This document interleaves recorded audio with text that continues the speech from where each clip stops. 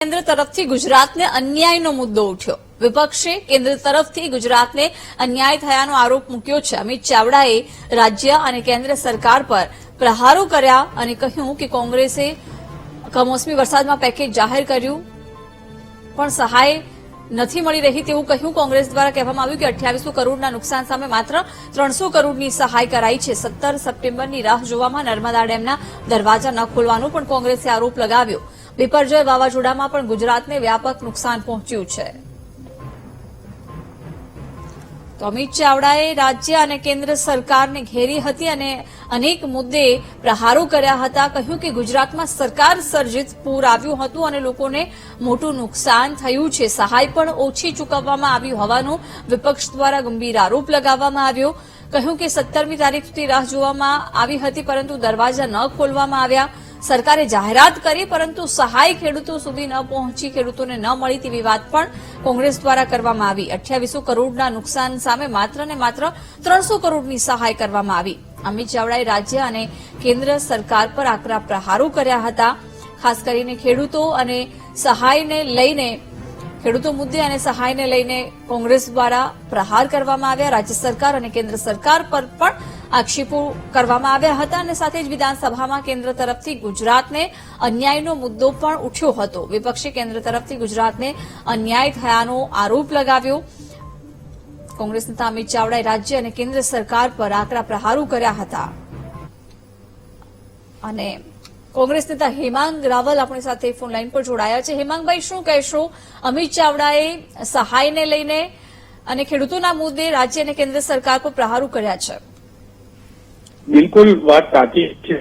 એક જમાનામાં જયારે કોંગ્રેસ સરકાર કેન્દ્રમાં હતી, ભારતીય જનતા પાર્ટી જૂઠાણું ફેરતી એ ગુજરાત કેન્દ્ર સરકાર ફરારતો અન્યાય, ગુજરાત કેન્દ્ર સરકારનો તમાચો। પરંતુ જ્યારથી કેન્દ્રની અંદર ભારતીય જનતા પાર્ટીની સરકાર આવી છે, અન્યાય થયો છે।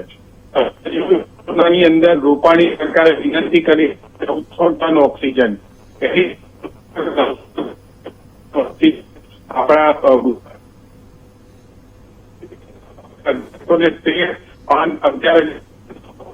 ખાલી હતા, દર્દીઓને હાલાકી ભોગવવામાં આવી।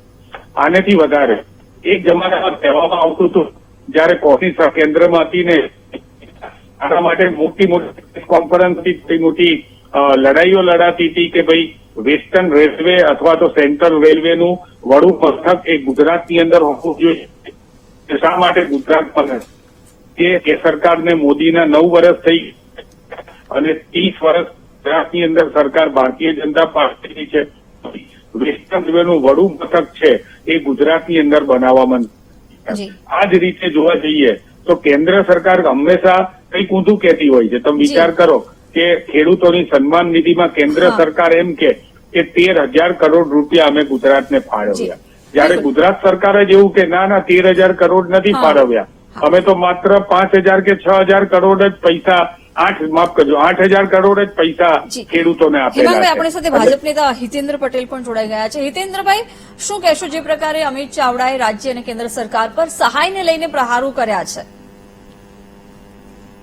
ગુજરાતની જનતા 2014માં કેન્દ્રમાં સરકાર આવ્યા પછી અનેક પ્રકલ્પોમાં ગુજરાતને જે પ્રાયોરિટી મળી છે, અનેક રાષ્ટ્રીય કક્ષાની સંસ્થાઓ ગુજરાતમાં જે રીતે આવી છે, અનેક પ્રકલ્પો ગુજરાતમાં જે ચાલુ હતા એ રાષ્ટ્રીય બન્યા છે। રાષ્ટ્રીય ખર્ચો એનો લાગ્યો છે, એનાથી વાકેફ છે।